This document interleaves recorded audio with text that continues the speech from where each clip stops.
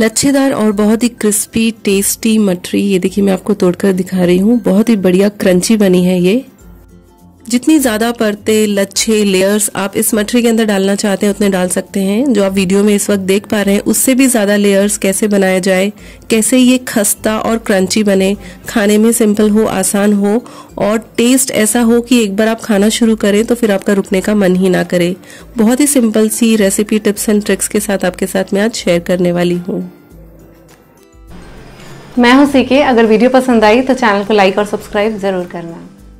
आज सारा मेजरमेंट हम 1 कप मैदे के हिसाब से करेंगे। यहाँ पे मैंने 1 कप मैदा ले लिया है। अगर आप ज्यादा बनाने वाले हैं तो बाकी चीजें भी उस हिसाब से आप बढ़ा लें। 1 कप मैदे में मैं डाल रही हूँ 1 छोटी चम्मच नमक। बिल्कुल परफेक्ट हो जाएगा। उससे ज्यादा आप ना डालें वरना ज्यादा हो जाएगा, इनफैक्ट कम ही डालें। और उतना ही सेम क्वांटिटी में तेल डाला है। वैसे तो मैदे में 8वां हिस्सा तेल लगता है जिसे हम मोइन कहते हैं, पर यहाँ पर हम कम डाल रहे हैं और क्यों कम डाल रहे हैं वो भी मैं आगे आपको वीडियो में बता दूंगी। क्रश करके जीरा और अजवाइन डाला है।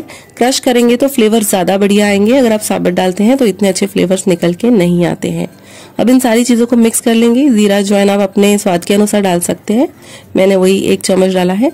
अब चम्मच कौन सा था, वो जो छोटा चम्मच होता है जिसे 1 टीस्पून कहते हैं।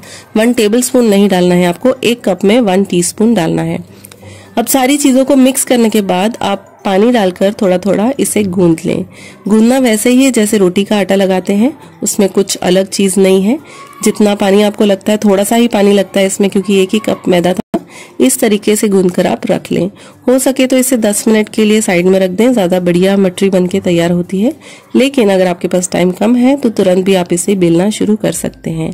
अब सबसे इम्पोर्टेंट चीज कि हमने मोइन जो है वो कम क्यों डाला, यानी कि तेल जो शुरुआत में डाला था वो कम क्यों डाला था, क्योंकि हम यहाँ पे साटा बनाने वाले हैं। 1 चम्मच मैदे में 1 चम्मच तेल, इस तरीके से ये साटा बनता है। तो यहाँ पे मैंने 2 चम्मच मैदा लिया है और 2 ही चम्मच तेल डाले हैं।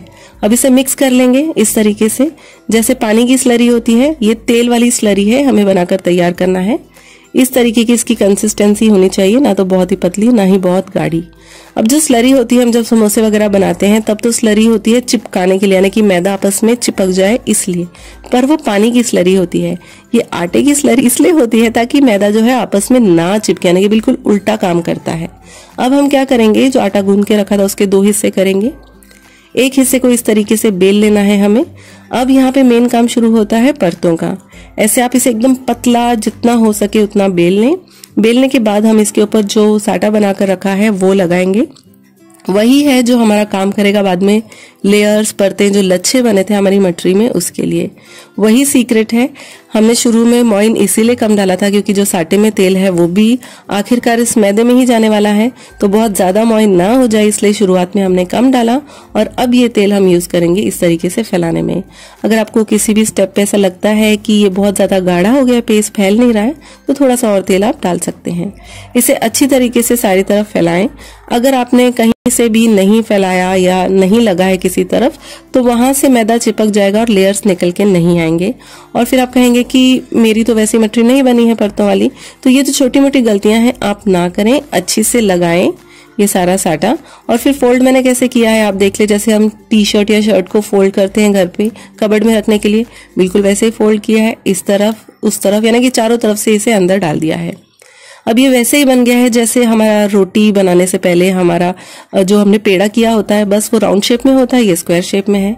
अब इसे फिर से बेल लेंगे। पतला बेलना है, शेप मत बिगाड़े, ऐसे स्क्वायर ही रहने दें। अगर आपने घुमा घुमा के बेला तो ये फिर से गोल हो जाएगा, हमें गोल नहीं चाहिए। इस तरीके से आप इसे स्क्वायर शेप में बेल लें। जितना हो सके उतना पतला करें। मैं वैसे यहाँ पे ना सूखा आटा डालना भूल गई थी। आपको साटे के ऊपर सूखा आटा डालना होता है, उससे और अच्छे लेयर्स आते हैं। मतलब कि जब आप तेल में से फ्राई करते हैं तो जहां जहां से भी सूखा आटा और साटा लगा होता है वहां से बड़ी अच्छी से ये अलग हो जाती हैं, परतें बन जाती हैं। अब इसे दोबारा पतला बेलने के बाद एक बार फिर से हम यही लगाएंगे, फिर से सूखा आटा झाड़ेंगे और फिर एक बार फोल्ड करेंगे। अब मैं तो यहाँ पे 2 ही बार फोल्ड कर रही हूँ, इसलिए जो लेयर्स आपने शुरुआत में देखी थी उतनी बनने वाली हैं। लेकिन अगर आपको बहुत सारी परतें चाहिए, मतलब कि आपकी मटरी में लेयर्स ही लेयर्स दिखनी चाहिए, तो ये प्रोसेस आप 3 बार कर लें। मैंने 2 बार किया है। ये देखिए ऐसे सूखा आटा मैं शुरुआत में डालना भूल गई थी, आप ना भूलें। ऐसे आटा डालें, साटा लगाएं और फिर एक बार इसे फोल्ड करें। इस बार हम इसे लंबा फोल्ड कर रहे हैं, स्क्वायर नहीं कर रहे हैं, क्योंकि हमें इसी तरीके से इसे लंबा बेलना है और फिर इसके कट करने हैं मटरियां। अब आपका चकला जो होता है वो तो इतना लंबा नहीं होगा, तो बेलने के लिए आपको थोड़ा थोड़ा ऐसे लेना पड़ेगा। ये देखिए मैंने बाकी नीचे की तरफ ट्रे में रख दिया है और इस तरफ से बेल रही हूँ, फिर इसे घुमाऊंगी और इस तरफ से बेलूंगी। ऐसे करते करते आपको इसे लंबा करते जाना है और पतला करना है, बहुत ज्यादा मोटा आपको नहीं करना है, क्योंकि इसके जो लेयर्स आएंगे तेल में फ्राई करने के बाद अपने आप ये फूक के मोटा हो जाएगा। तो इस स्टेज पे आप देखें ये पराठे जितनी इसकी थिकनेस है आपको भी ऐसी रखनी है। अब इसे कट कर लें, आधे आधे इंच के टुकड़े आई थिंक परफेक्ट रहेंगे, या 1 सेंटीमीटर के। आप कोई पिज्जा कटर यूज कर सकते हैं या फिर मेरी तरह छुरी से भी काम चला सकते हैं। ऐसे करके सारे कट करके साइड में रख लें। इन्हें फैलाकर अलग अलग रखना बिल्कुल भी जरूरी नहीं है, क्योंकि आपस में नहीं चिपकता मैदा। आप इसे इकट्ठा एक साथ भी रख देंगे तो भी ये चिपकेगा नहीं। ये देखिए लेयर्स ऐसे ही दिख रही है, अभी तो फ्राई भी नहीं हुआ तो भी अच्छी लेयर्स आई हैं, फ्राई होने के बाद तो और अच्छी लेयर्स आएंगी। अब फ्राई करने के लिए भी खास टिप्स है कि आपका जो तेल है वो बहुत ज्यादा गर्म नहीं होना चाहिए। आप जब भी मटरी वगैरह बनाते हैं, ये बनाए लच्छे वाली या कोई और भी मटरी बनाए, तो आपका जो तेल का जो हीट है वो मीडियम से लो के बीच में होना चाहिए, ना तो बिल्कुल लो ना तो बिल्कुल मीडियम। मीडियम और लो के बीच में जो होता है वैसा गर्म हमें तेल चाहिए। अब मैं यहाँ पे एक एक करके डाल रही हूँ। आप सोच रहे होंगे अरे कितनी मेहनत है, ऐसी कोई भी जरूरत नहीं है। आप इकट्ठा उठा के मुट्ठी में अगर डाल दें तो भी तेल में जाने के बाद ये थोड़ी देर में अलग हो जाते हैं, ये नहीं चिपकते। लेयर्स दिख रहे हैं आपको, यही कमाल आने वाला है जब आप इस तरीके से बनाएंगे। देखिए कितने बढ़िया लेयर्स आए हैं। अब मैं आपको बताती हूँ अगर एक साथ डालते हैं तो क्या होता है। ये देखिए मैंने ये जुड़े हुए एक साथ डाल दिए, कुछ हुआ कुछ नहीं हुआ, ये भी अलग हो जाएंगे। आप देखिए तेल में अपने आप जब ये फ्राई होते जाएंगे तो ये सेपरेट होते जाते हैं। तो ऐसी कोई टेंशन नहीं, आप एक साथ रख दें तो भी आराम से लेयर्स वाले बनके तैयार हो जाएंगे। देखिए कितनी बढ़िया लेयर्स आई हैं। आपको इसे ब्राउन करना है, बहुत ज्यादा गोल्डन ब्राउन नहीं, हल्का गोल्डन ब्राउन। इस तरीके से जब कलर आ जाए तब आप निकाल लें, किसी पेपर टॉवल पे रख दें और दूसरा जो बैच है उसे फ्राई कर लें। बस टिप यही है कि मीडियम से लो के बीच में आपकी हीट होनी चाहिए, तब ये बिल्कुल ही परफेक्ट बनते हैं। बिल्कुल लो भी ना करें वरना बहुत कड़क बनेंगे, खाने में दिक्कत होगी। तो चलिए इसे गोल्डन ब्राउन करके हम निकाल लेते हैं और किसी पेपर टॉवल पे रख देते हैं।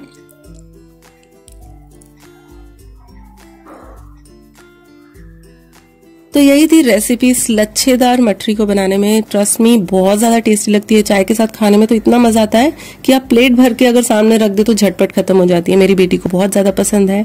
और जैसे कि मैंने बताया अगर आपको लेयर्स इसके बढ़ाने हैं तो आप और बार 3 बार 4 बार वो प्रोसेस कर सकते हैं बेलने वाला, इससे और भी ज्यादा लच्छे इसमें आ जाएंगे। तो अगर आपको ये वीडियो और मेरी रेसिपी पसंद आई तो लाइक कीजिए, चैनल पे पहली बार हैं तो सब्सक्राइब करके बेल आइकन दबा दें।